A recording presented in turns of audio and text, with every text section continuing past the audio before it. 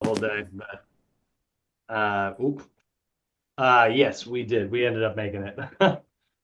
It's uh, okay. it was lovely. Um, it was crazy though. So if you're going, you said you're going tomorrow. Yeah, that's the plan. That's good because honestly, it was freaking packed. It was crazy. Really? Yeah. But I will say, because it's freezing, if you are brave enough, and I'd be really careful because Nyla is already sick. But if you're brave enough to do it in the middle of the freaking winter, um, the Tianu's Bayou adventure lines were not as crazy as expected, and we did single rider and got on there in less than 10 minutes. Um, Okay. Good to know. So it's really cold. I'm pretty sure. Yeah, it's assuming it's really, really cold right now. oh yeah, it was cold. Lindsay had a poncho, luckily, so she did not. And if you can, sit in the back seat. That's the other thing.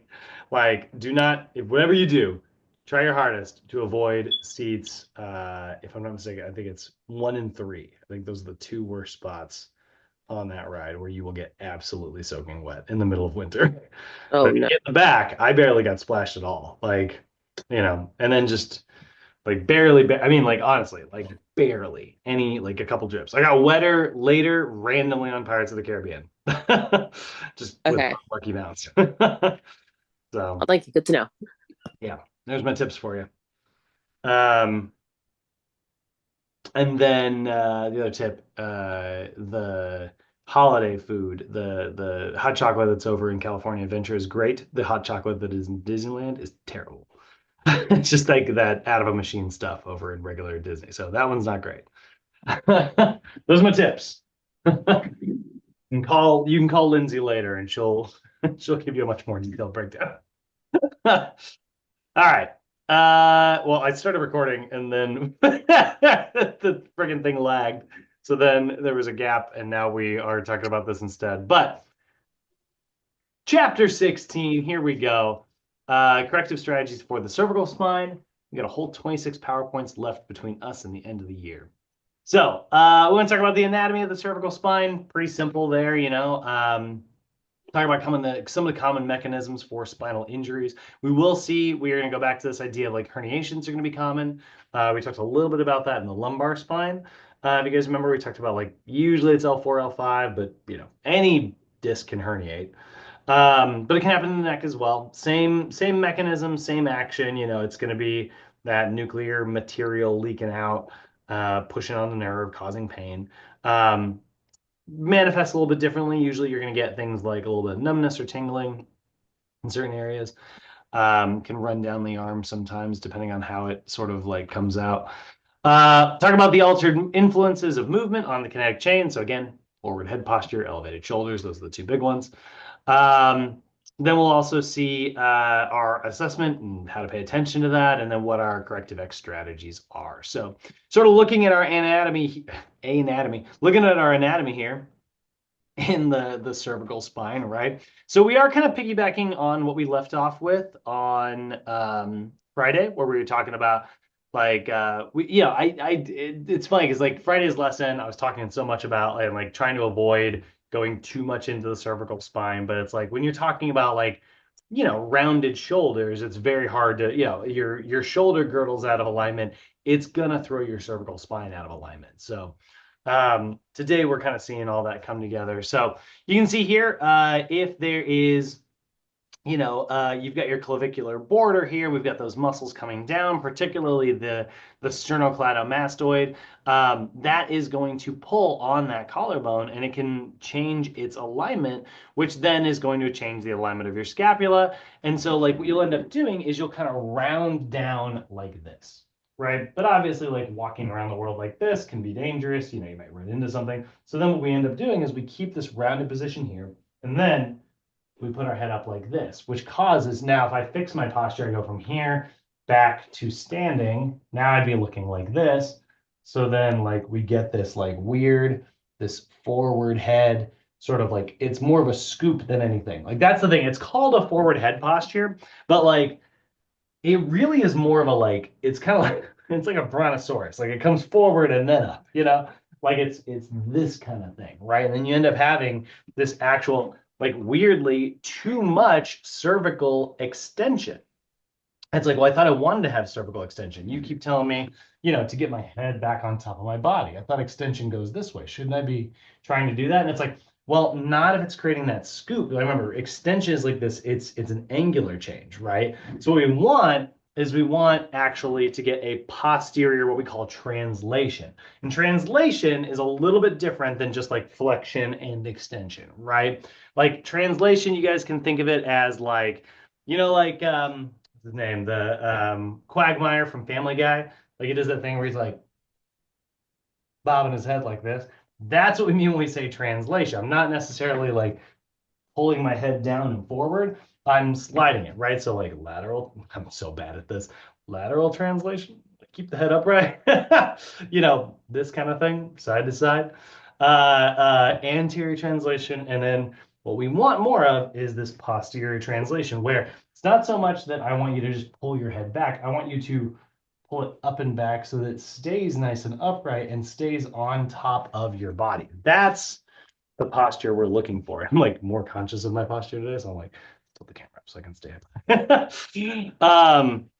So now there's a lot of muscles that are doing that. So obviously, dysfunction in the shoulder blades here can contribute to that, right? So yes, it's definitely some neck dysfunction, but again, that NASM interdependence model, right? The regional interdependence, where it's like, look, your foot's messing up your knees messing up your hips mess up your lumbar spine's messing up your shoulders are messing up your neck. It's like it all kind of travels up, it all kind of travels down, depending on like what your postural alignment is. That's where we get that layered cross syndrome. So we can see like some anatomical regions we want to be familiar with in terms of like what you and I can see like visually, right? Or if we're eyeballing stuff, Trish, I know you're talking about like the eyeballing, right? It's easier when it's on your table, but we also gotta, it's good to kind of spot where you can. We want that spine of the scapula. We want it, not to be like overly protruding downwards, right? We don't want scapular dumping, right? A little easier to see from the front, but sometimes you'll see in like a scapular dumper, you'll see like the way their shirt will sit, and you can just like see the ridge of the spine of the scapula there. That's usually also like a winger, like a scapular winger. Usually winging is where like this kind of swings out this way.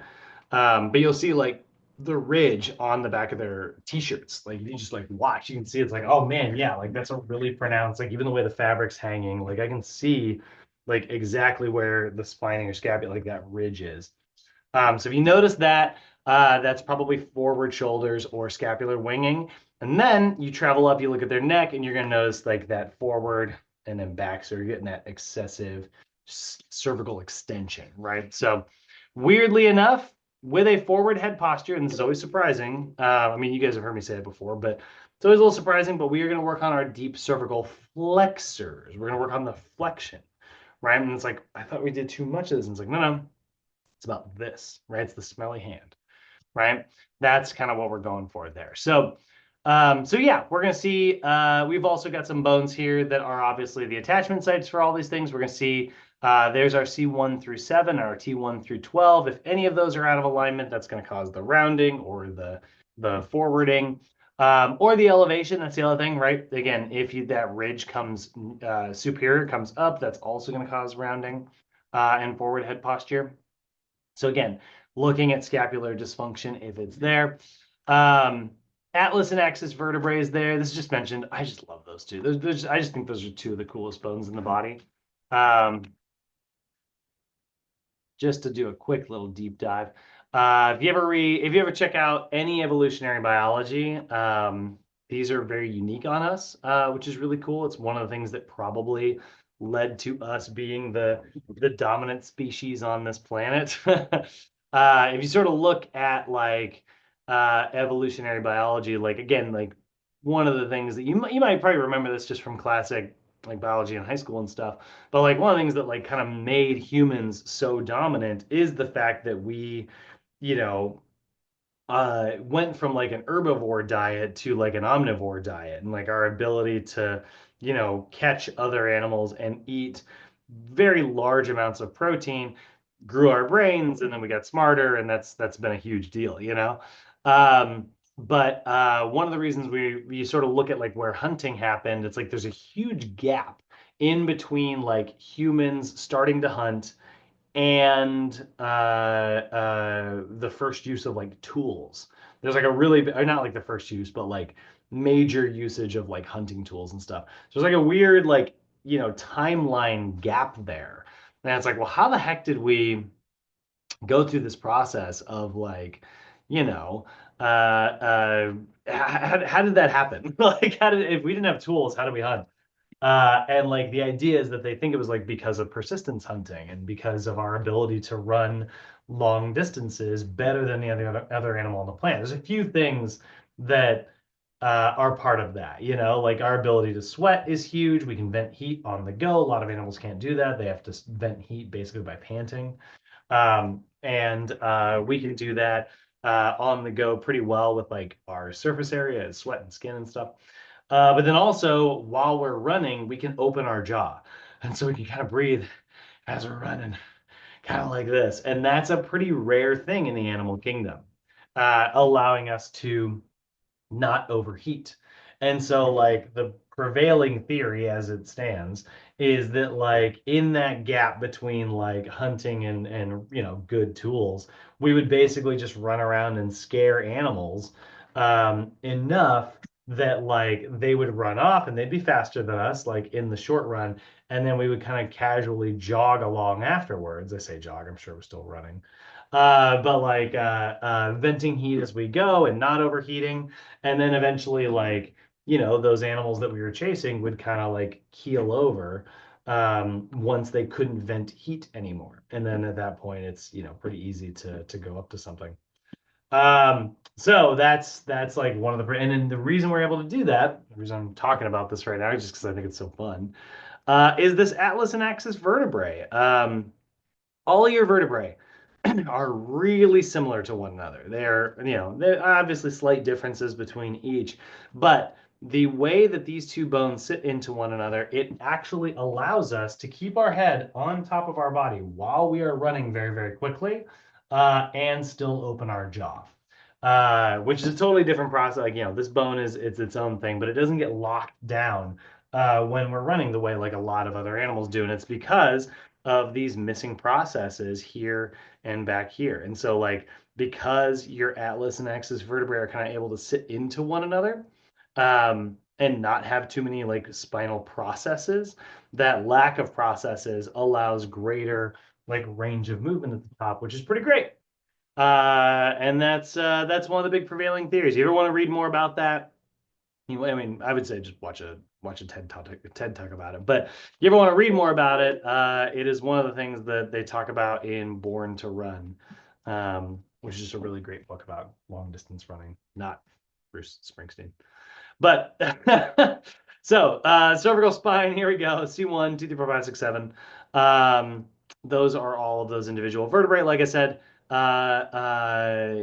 these are mostly identical. The difference is the C1 and 2. So C1 is your atlas vertebrae, which is also just like the best named bone. Because remember Atlas, he's the guy that held up I think he holds up the sky or he holds up the universe. I think is like the story in Greek pantheon or whatever. And then your axis vertebrae is just below it. And again, like it's an axis because like it is a pivot point. It doesn't have those processes getting in the way, allowing our head to do lots of accessory movement. Then you got your C3, 4, 5, 6, 7. I don't know what those are called. They have a name. This one's Bob right there. No, I just know of them. I know of them. It's like C3, 4, 5, 6, and 7. They're more like Star Wars droids. They have that naming scheme. So a couple other bones that we see here. We have got our occipital joints. These are kind of cool. The atlanto-occipital joint, which is going to be this area right in between here. Your skull itself, which is that occipitals. And these are all, facet joints, like the way that these all sit into each other. So if we're talking about the idea of like what a facet um, joint is in your vertebrae, is basically they're like faceting together, right? So you'll see like there are these little spinal processes, right? And they can kind of lock into one another, but there should be a little bit of space there in that facet. So this is what's very interesting about your vertebrae and your intervertebral discs, right? Really quickly, guys, your vertebrae are actually only semi-movable joints overall.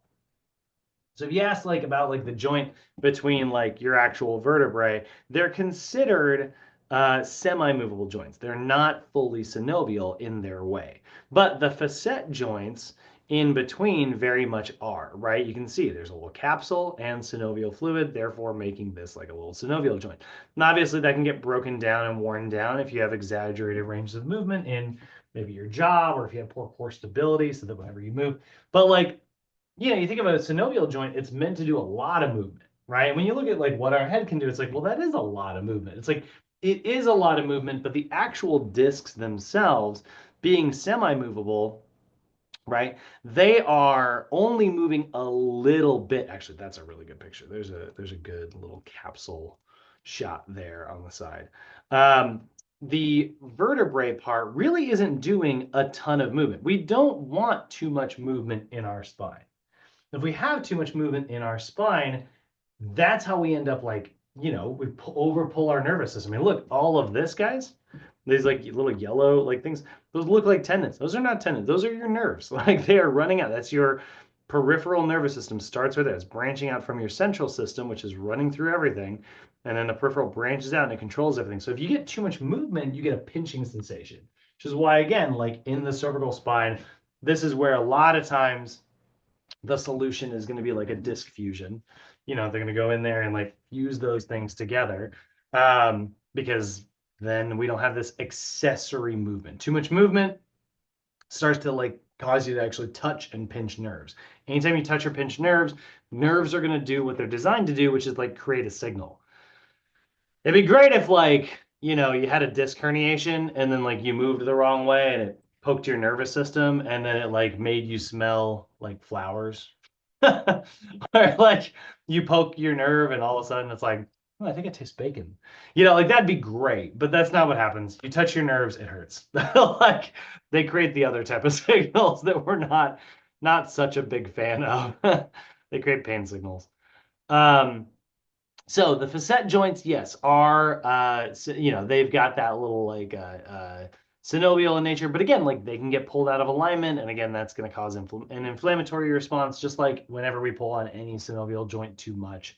But you're not supposed to have a lot of movement. Each individual segment of vertebrae moves, which looks like a lot of movement, but each individual segment is only supposed to move just a little bit. Too much movement in the spine causes issues, right? Again, with increased mobility comes decreased stability. So if it moves too much, it's not very stable. You pull it out, you poke a nerve, and you're in a world of hurt. So that's what we're trying to avoid there, right? Um, so muscles that are relevant for us today.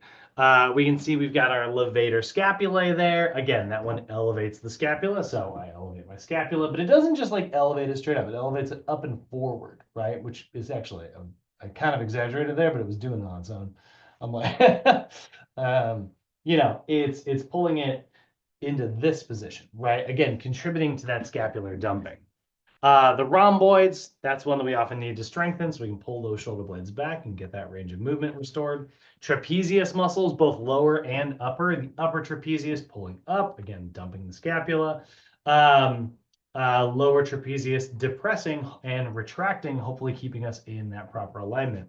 Sternocleidomastoid or SCM, obviously a big one. That one is going to directly just pull our head forward. Again, you've got your sternocleidomastoid and you've got your deep cervical flexors, right? They're both in charge of, this kind of motion here, right? Anterior motion. But deep cervical flexors are all about looking at the floor like this. Sternocleidomastoid is all about looking at the floor like this. One is a lot more dysfunctional, yet the one that we all kind of do a little bit more than we're supposed to. Then we got our pec minor. Again, contributing to scapular dumping. We don't see pec major on the list today. This isn't really a shoulder joint dysfunction conversation. It's really much more of the neck being dysfunctional, which really is only going to be a scapular issue for the most part. So pec minor, pulling on that scapula is why this one's on the list. Scalenes. Scalenes are kind of a cool one. But again, if you look at them, you just have to pay attention to their angle of pull. Like that, the line of pull that as you look at them is really the big deal here. And so, they are pulling forward. They're aligned from your vertebrae itself, and then they attach to that very top rib. So what you're not seeing here is obviously like this picture has removed the collarbone and stuff. There we go. So that's also not very helpful. I guess it is helpful, but that's kind of a high top rib. uh, this angle is weird, but you can see here, right? Like it is kind of coming. There's our collarbone coming across there, and then all of this pulling into that very first rib that we've got. And so like that angle, that angulation is again kind of pulling us it's supposed to kind of help elevate the ribs. Scalenes are supposed to be there as a secondary respiratory muscle, by the way. Um, Again, if we're going to have a huge gap between hunting and tools, we need to evolutionarily be able to breathe really well on the go so we can get oxygen in the body so that we can use our mitochondria to produce energy. Without that oxygen coming in, we're screwed. So there's very much like a lot of like extra breathing muscle that we've got in the body that's there to assist with that in emergency situations. Your scalenes are part of that. They can elevate your rib, which can allow you then to open up your rib cage, which can then allow you to drive in extra oxygen. But you're supposed to use that in emergency situations because this is your diaphragm is a breathing muscle unrelated to posture. Your diaphragm just breathes, you know what I mean? But your scalenes are both a breather and a postural muscle. Most all of the secondary respiratory muscles. That's what classifies them as secondary respiratory muscles. First, primarily, they are postural muscles. So your deep cervical flexors we want to use, but instead we end up using a lot of scalene action. And again, it does this, and it kind of elevates this, and kind of opens up flares our ribs. We end up getting like what was called rib flare, which is also associated with like scapular winging. And sometimes I struggle with a little bit, but you'll see sometimes like that rib flare there. And this is somebody who is like doing a lot of really shallow, really very much like upper chest breathing, you know. Um, I see a lot of people who are just doing a lot of that, like, you just watch them breathe and it looks like they're like that kind of thing.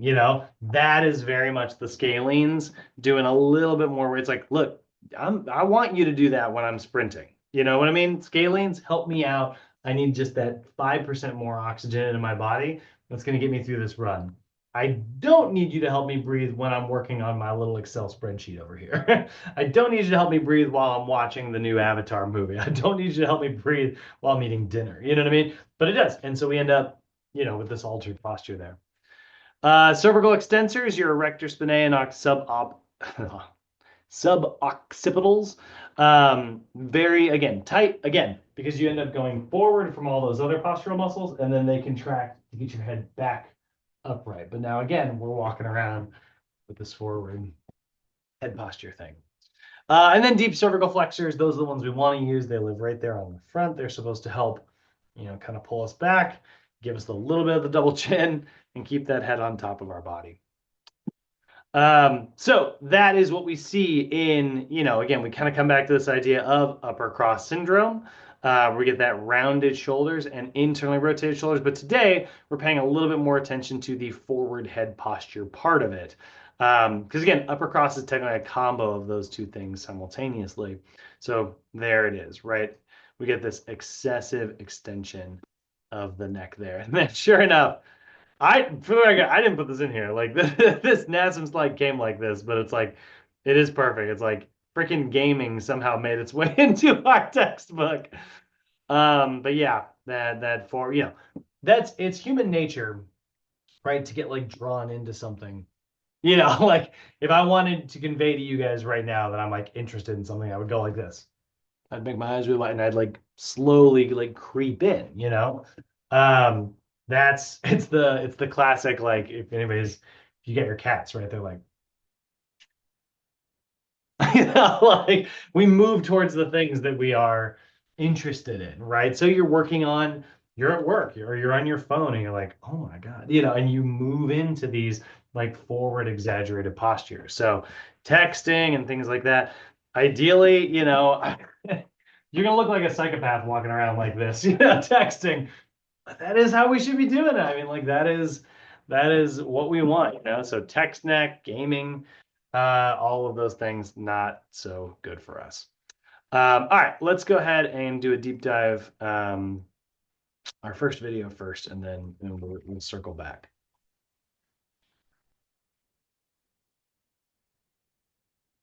I don't know if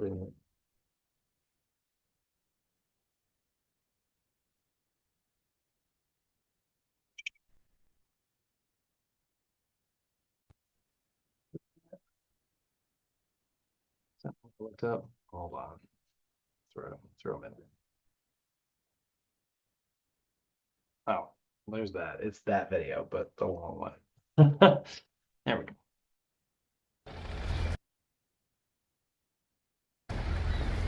Well, speaking of Midwest, Lord, that looks like my hometown. What's here, Allstate? um, so funny. Yeah, but smelly hand, right? Just pull, you know, like pull that head back.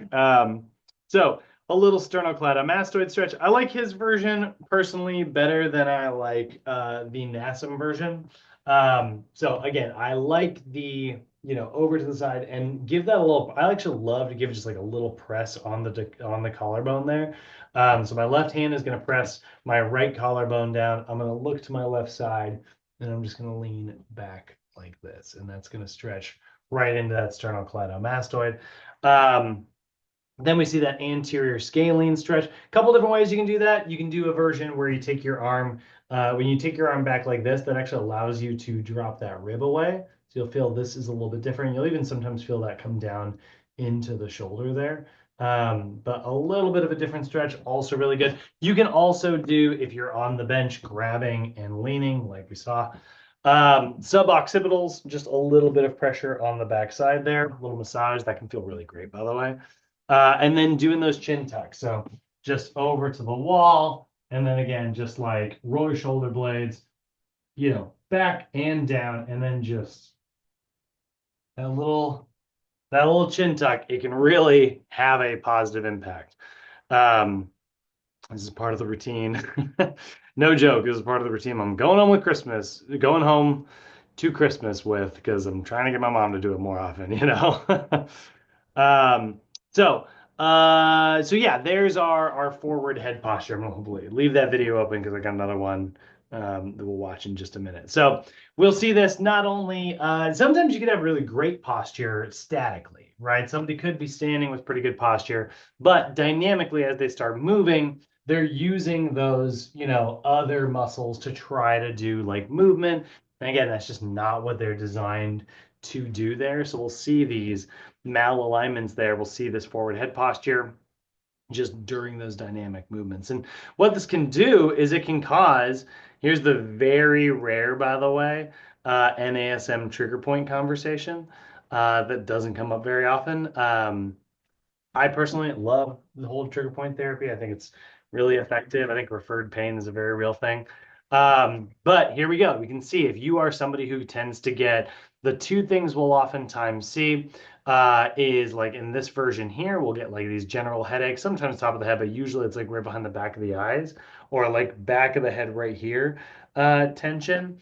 Those are really big ones. And then even like TMJ, too much jaw. No, TMJ, where you get somebody who can sometimes lock that jaw down into place, and then they have a hard time opening that. That can sometimes come from this altered posture here. I had this problem in high school. Anybody in here ever had TMJ? You ever wake up with Your jaw stuck. My jaw locks. It doesn't lock, but it kind of pops out a lot. If I open too wide. Oh, really? Yeah. Yeah, that's what can do it. Do you ever find that you can't open it all the way? Yeah, I've had it where like it's almost popped out of place and it's very, very, very, very, very painful because it's Yeah. such a sharp pain out of nowhere. Well, Yeah. not nowhere, but I used to get that in high school and college a lot. Um, and I would wake up in the morning and I would literally, I would go, it was always on my right side, and I would put my hand there and I would just like push it and then like swing it like that. And it would click and it was like instant relief. And that was good for, as long as I sat there for like 5 or 10 minutes and was like really conscious about like not reclosing my jaw immediately, it wouldn't like fall back out of alignment. I would just like have to kind of sit, and then it would be good for the rest of the day. I never had to think about it. But every morning, like that can be a sign for me, Yasmin. There were two things that was a contributing factor. For me, it was I found I was grinding my teeth when I slept. So I was just like holding, I was like having, I don't know, crazy dreams or something.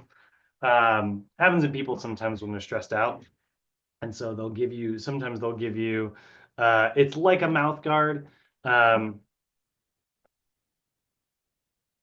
you'll see this little, it's not quite a mouth guard. It's not quite Invisalign, but it's just like a little thing that they'll give you. I never got one of those because we did not have money for dentistry work when I was a kid.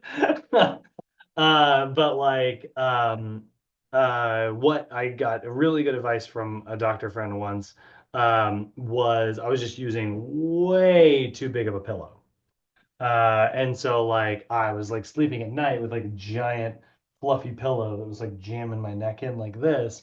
And so I switched to just like a really thin pillow, and then every night I would very consciously lift my head up, tuck my chin, and lay it back down, and basically try to sleep, in old double chin position. Made a world of difference for me. Really, really, really helped me out when I needed it. When I was a young adult. Um, I will say, for the three of you, I did also one time try to go get. This is what started my hatred of massages, I think. That's not true. That's not true. That's not much of a toucher, but man, I went and like I got like a sternocleidomastoid and like masseter massage, and I hated it. It was awful. And the guy was like, "Yeah, so this is your homework. You're gonna do it like this every night before you go to bed." And I was like, "This is never gonna happen. Like, I'm never doing this." The things 19-year-olds do. But yeah, so headaches, TMJ, both of those pretty common actually. You wouldn't think your jaw has anything to do with your spine, but they're very linked. Like I said, in upper cross syndrome, some of the other influences that happen below the cervical spine, you can get that scapular humeral rhythm, or dyskinesis, which is just to say like bad movement. They don't move correctly. Again, scapular dumping, guys. That's the big thing we see. If we look at the pec minor, and let's see if I can find a picture of the two of them together. Pec minor and levator scapulae. Look at both of these together. Come on, help me out. That works. So you can see here, there's your levator scap. We've also got we'd have our scalenes right here running to this top rib, right? And then we see the pec minor, and look at like how it's grabbing this very tall bone, that normally sits very upright, like your scapula. Again, it's going to cause anterior translation and dumping of that scapula. We want to see like shoulder protraction correctly, right? But instead, what we see is we see shoulder protraction like this, where my hands aren't staying upright as they round around my like. If this was the scapula, it would round around the ribs like this, right? What we see instead is it dumps comes around the ribs, but it's getting pulled from the top, right? So it's doing this kind of thing. So that's that's what we're seeing. So yeah, the pec minor there, definitely a big contributor. So again, loosening that up, just finding that coracoid process and giving that a little push there, you know, can really have a positive impact because both of these are grabbing the top part of this bone, dumping it forward. This one here, this one down here, like this. So I saw somebody put something. Where'd it go? There's a picture that I wanted to click eventually. Um, where'd you go? No. Ah, okay, there we go. This one. So you can see, right? Like if all of this is happening, right? Like these are the movements you're supposed to get, like elevation, right? Retraction, protraction, right? Depression. But again, we see kind of this like combination of like we get the elevation and the protraction together, and it causes that anterior dumping action.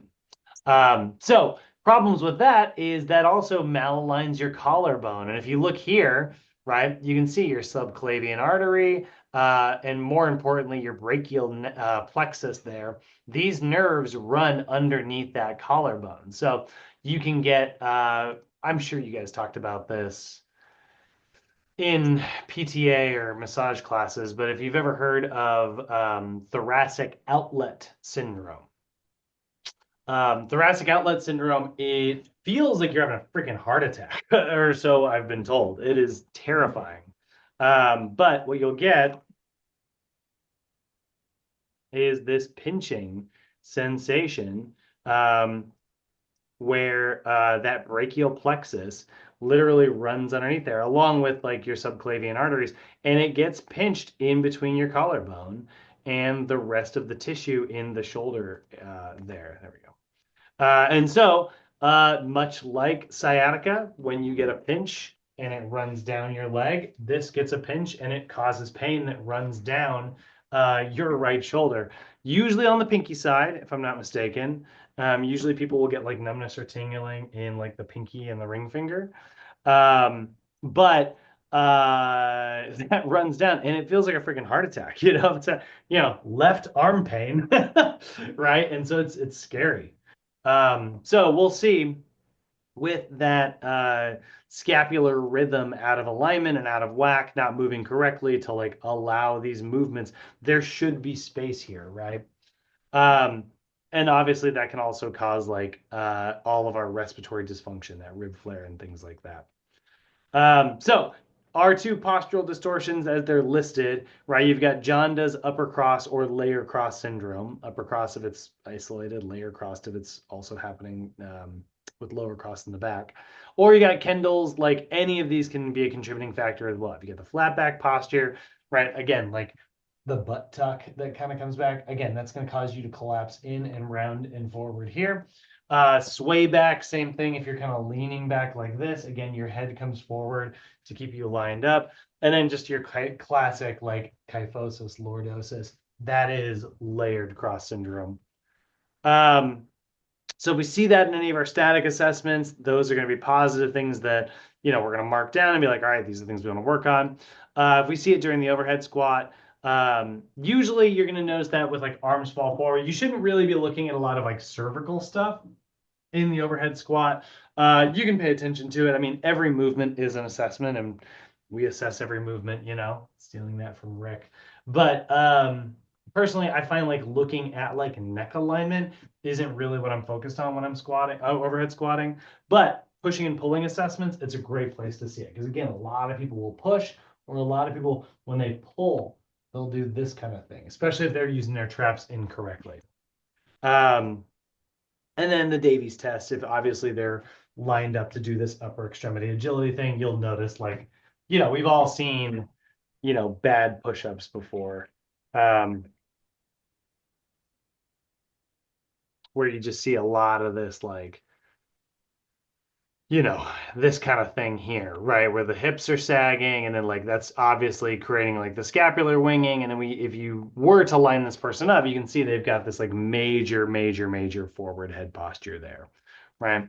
Again, like just this big arching there. So, again, like with push-ups, I always tell people like I'll oftentimes when I'm explaining push-ups, explain it the way that I would explain like an anatomy lesson, not an anatomy lesson, but like a kinesis lesson, where I'll be like, you got to remember, like we're looking for an axis and a lever, right? I want you to like your access point is your toes.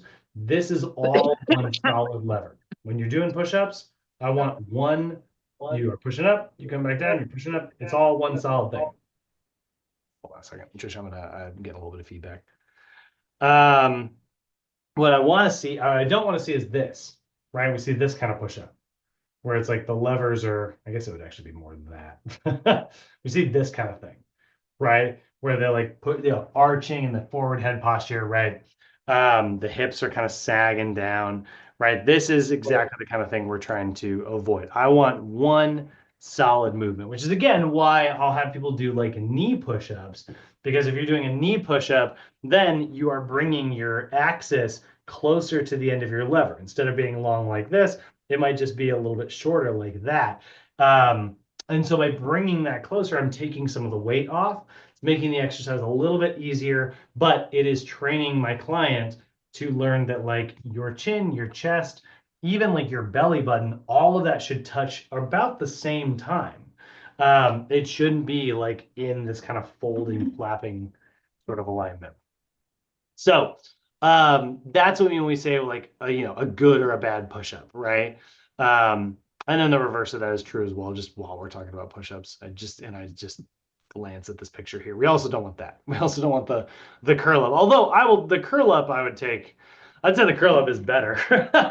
I would take that over like the forward head, like, you know, um forward head thing. So a good note that I like to give guys when you're talking about push-ups is again, like I'll explain it like this idea of like a lever, and I'm like, you know, I want my hand to touch my elbow over here at the same time as my wrist is touching my forearm at the same time that like this forearm is touching the back of my opposite wrist. I want this all contact to be at the same time, not this, not this, not flapping, not rolling. All like I want it all contact simultaneously. So let's start on the knees. Nothing wrong with modified knee push-ups, guys. They're a great, fantastic learner movement where you can actually like master that rhythm, which a lot of people need. And then in your specific mobility assessments, just checking your cervical flexion and extension, checking your rotation side to side, right? And lateral flexion. You should also have a good range of movement here and here. So in terms of corrective exercises, that first routine's not bad. It's more of a homework routine. If you guys send that to your clients, I think that is a really good one. Let me pull that back up because I closed it when I said I wouldn't close it. Uh, um, pull that back up here. Beep. And link this to you guys.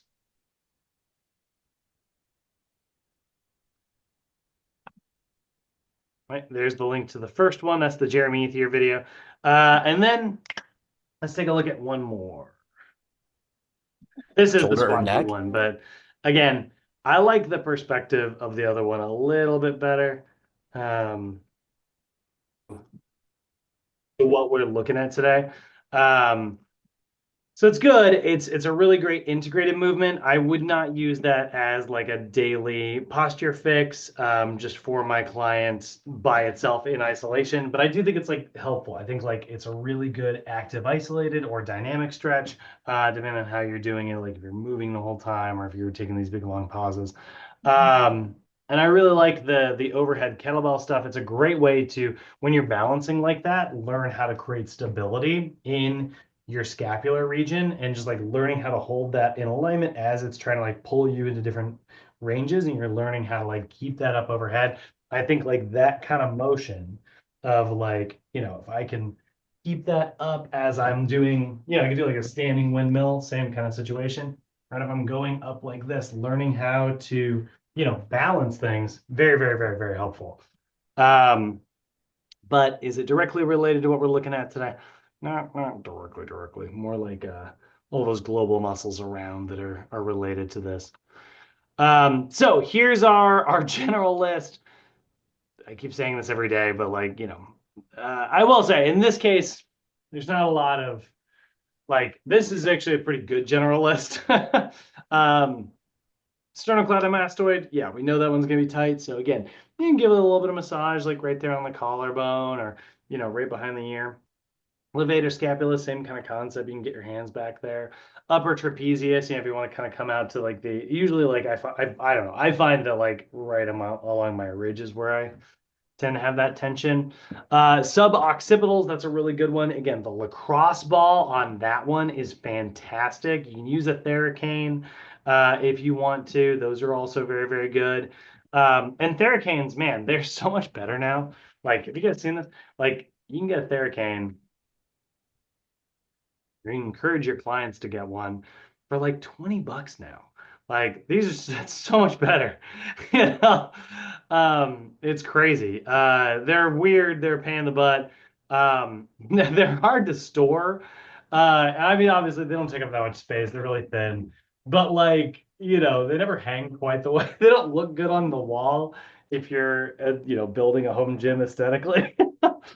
Um, but they're so great. They're so helpful to get into all those nooks and crannies that you can't normally reach. I mean, you can reach them, but like then that's exhausting. Or, I think about that a lot where people, I'm like, I encourage my clients to like, maybe give that suboccipital like a little bit of massage.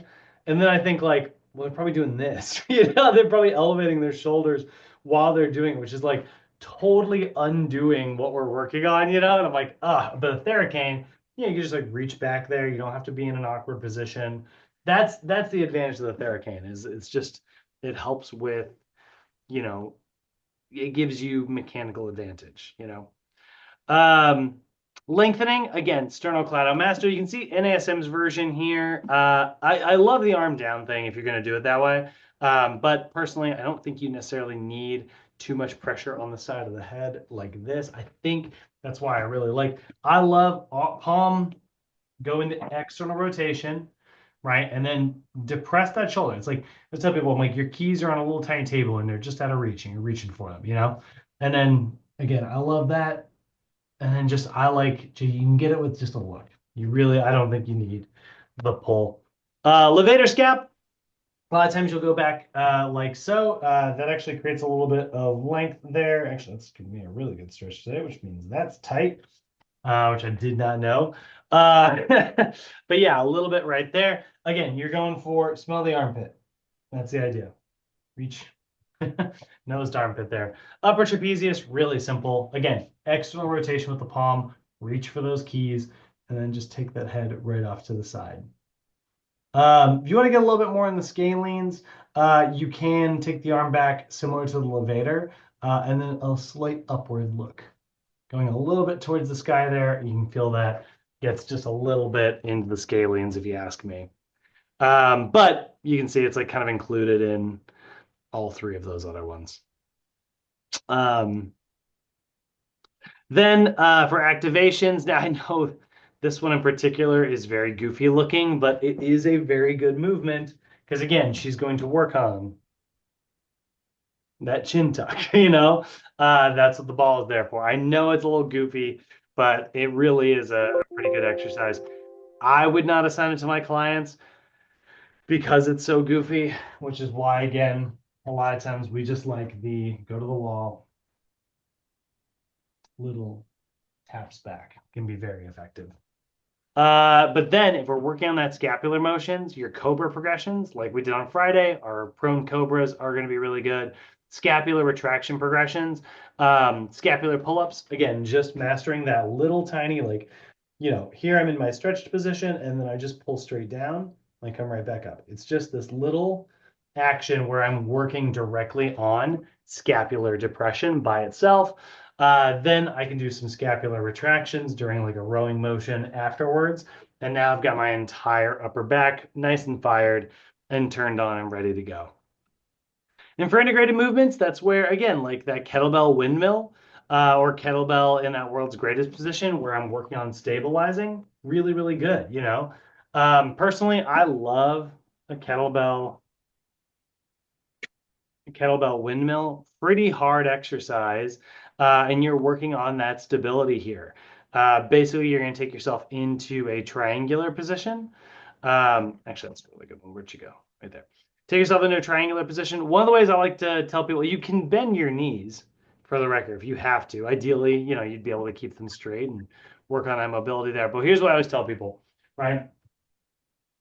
You're going to go into this kind of triangular position, um, like a nice wide stance here. And then hand goes to like, is going to rub on inner thigh. So this foot turns out like so. This arm goes overhead. And I'm going to try to touch the floor like this. And I'm in a perfect T position here while I'm doing that balance. That's what I'm aiming for, right? Um, being in that kind of T position. Really good hamstring stretch, by the way, just like aside from that. It is a medial hamstring stretch, just for the record, which you guys know I am not a huge fan of. So this is not meant to be used as a hamstring stretch. The hamstring stretch part of it is a byproduct. um, but it's a really, really, really great stretch or sorry, really good strengthening exercise for working on just like overall total body stabilization. Really terrific at that because you lose that kettlebell, you're, it's coming down. Gravity's pulling it straight at you. So it's just a great way for you to kind of work on stabilizing. And then other ones as well. You can do scaptions. We haven't talked about too much about scaptions, but scaptions just that classic like 45 degree. If you are somebody with like who has trouble like stabilizing, this is a great time for you to like hold those dumbbells, roll them back and down, tuck the chin, and just bring it up at a 45-degree angle. It's not a lateral raise, not a front raise. It's halfway between the two, and it's thumbs up. So just 45 right there. And you're learning to just hold your scapula in the correct alignment. You want to make it even more integrated and even more dynamic? Great. Stand on one leg, you know, or do a reverse lunge and then go into a scaption, or do a step up and go into a scaption. Step up to scaption, I use all the time in my programs. So pretty simple stuff. Like I said, SMR, sternocleidomastoid, and get in there with a little bit of like massage. Levator scapula, same thing. Upper trapezius, same concept.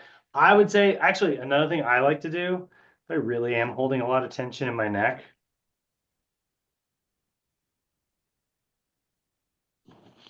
is I'll just go under the Smith machine. There it is, actually. Go back. I had the picture as I looked at. I'll just go under a Smith machine or under a barbell, and I'll just set it up to just under my shoulder height, and I'll go up under that barbell. It'll be here, and I'll just kind of stand up into it and give that like a little press. Can be a really good release sometimes if you have like a lot of tension right in there and you just are having a little bit of a hard time finding like a good angle to kind of massage that. But at the same time, get a Theracane. Like they are $18, and you just grab that thing, grab it, at the bottom here, and then that little like horizontal handle that comes off this way, boop, pull straight down. Yep. I wish I had it's down in my garage right now, but yeah. Uh, then we've got our sternocleidomastoid, levator, scap, and upper trap stretch. All three of those really, really helpful. And these are things you can do at home. Again, like this doesn't have to be like, again, you don't have to do these chin tucks with the stability ball. You can just take a couple minutes. If you're like, oh God, I gotta work out, but I'm doing bench press today, and yeah, that's upper body and dysfunctional and stuff. But it's like I can't be. I also have to stretch out my pecs. I got to stretch out my lats. Like it's like you've got this long list of like movements you want to get through. Remember, guys, you don't have to do every single stretch, every single. Your warm up shouldn't take 30 minutes. Maybe I mean, sure, like start to finish, you get to the gym, go to the locker room, change, hit the mat, do some SMR, do your stretches, then you start doing some warm-up sets and stuff. And then finally you're getting your first set of like heavy lifting on a powerlifting day. Sure. That whole journey might take 30 minutes. But like it shouldn't be like, like you're not like doing a million. It's the same thing with it's the same conversation with stretches activations and stuff. As much as I love corrective exercise, it's the same conversation with supplements. You want to take the occasional multivitamin?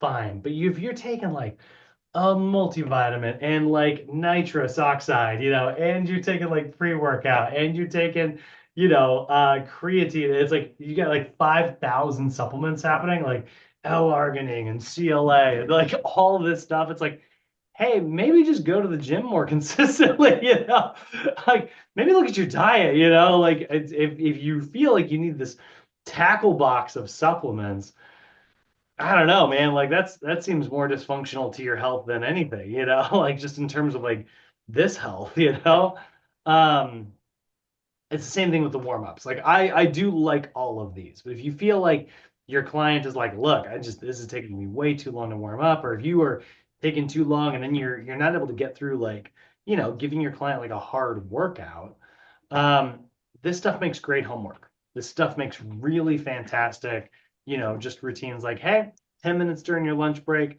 get up. Not only is that going to help like clear your head a little bit, but this could also like help with some of your tension and de-stress you in the middle of the day at your job. This can be very, very good for that. It doesn't always have to be, we're not just training our clients in the gym, we're training them in life. So yeah, those stretches, floor prone scaption. This can be done at home. As I'm in the midst of applying for residency. You. Um,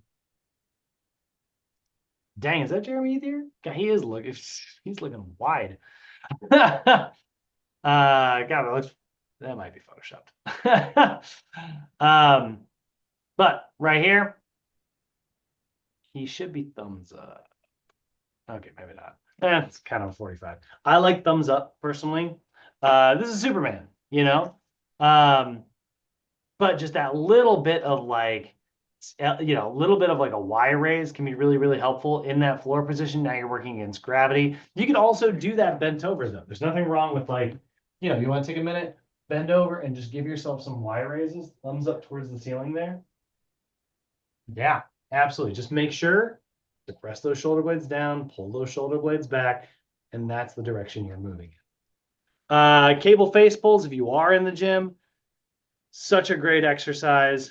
Again, working on those scapular retractors. The big mistake, though, a lot of people elevating their shoulders. So just keep those shoulder blades depressed the entire time. That is a really, really important thing to remember. And then I really like farmer's carries actually for neck stability. I like them for core stability in general, but a single side loaded farmer's carry only on one side, what that's going to do is like your body is naturally trying to tilt you with gravity. So you're going to work against it. You're going to overcorrect, but it's an opportunity for you to learn how to walk and just get that posture nice and upright and hold that stability. It's great. You're practicing it in the most real life way possible, carrying groceries and stuff. And lastly, a lunge to balance. Yeah, just put this in here because it's good. We love it. Is he doing the row part? Did my video just lag? So lunge to balance with a. Did my internet just die? Guys, can you hear me? Wait, it says it's on. Yeah. Yeah. Oh, really? Okay. Okay. Okay. I'm sorry. I thought I lost you guys. It'd be a really weird way to end the year with a string of curse words. Okay. But yeah, a lunge to row. That's a great exercise. You're just going to reach back, give it that little bit of reverse lunge. Boop. Give it a row. Oh, he's going. Okay. So he's doing a reverse lunge to row with balance. Also really good. But you could always totally just do like a regular get into the lunge position, give it the row, stand up. That's a little easier because it's a little more stable. Um, they're both really, really good, but we just want that dynamic movement. We want that dynamic movement to make sure that, like, again, once the muscles are turned on, we want the muscles to work with the rest of the body. All right. And there's all of our injuries that we kind of already talked about. Guys, end of the year. How you feeling? Any questions? Get those mute buttons undone. Do it all over again. I'm just kidding. Yeah. Yeah, we'll start up right now. Um, It's kind of like feels like it's gone so fast. I know, right? It's weird to end on a Monday. Like this is a weird rhythm this year. Um, but your program is new, so there's no everything's weird. There's no unweird. Um, yeah, well, again, I'm gonna go fix those videos. Like I've got some extra time because this is such a short lesson. Um, read through your corrective books. Again, I will say though, I love this corrective stuff. I think it's the most valuable thing that you learn. Paycheck wise, it's just gonna be very, this is what people pay for. Um, but you got to pass your regular test first. So go back through that regular CPT. I will never pull these canvases down. They're going to be up forever. The only thing that you'll see every now and then, if you're not in class with me and you're trying to like go back and study stuff. Oh, I was talking about this on Saturday, by the way. I told you there's a guy in the park that I play Ultimate with, or I don't play Ultimate with him, but when I play Ultimate in the park, one of my old students is out there and he's like always working with like kids. He's doing like outdoor boot camp stuff. His recertification's coming up, and he was like, "I'm thinking about getting the youth certification." I was like, "Dude." Like I like had him I was like give me your phone and I was like we went to Canvas, he was still able to log in. I was like, there you go. There's all the materials for the youth program. I was like, get that certification. He was like, awesome. So I will leave that stuff up forever. You guys have your login stuff forever.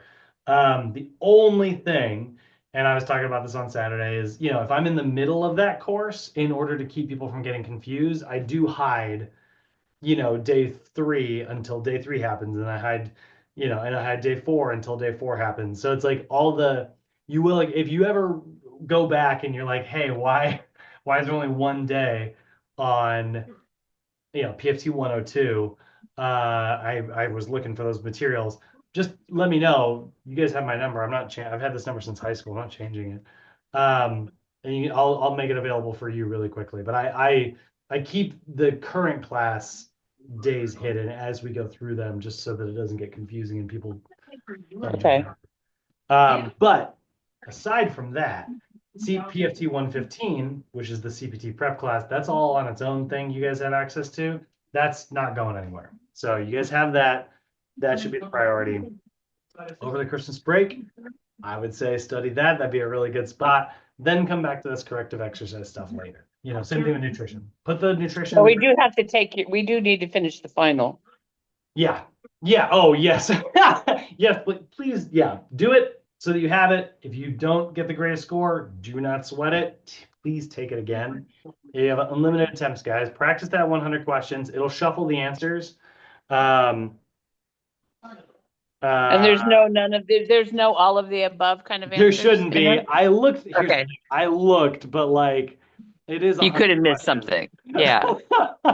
And Lord knows, I mean, I would have missed something. Yeah. I have made that mistake before. I am likely to make it again, but I did look, because I had the same thought. I very much had the same thought.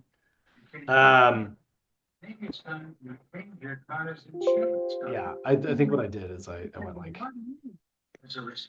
yeah, there's like 94 ands, and I was like looking for A and C, but then there's shorthand. Yeah. But I got it. Yeah, it shouldn't do it much. You know what I might do? I might make it unshuffled until you guys get through it a couple times, and then I'll shuffle it in the future. You'll do that.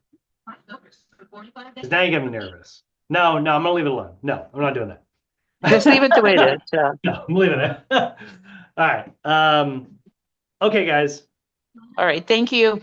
Have a happy holidays.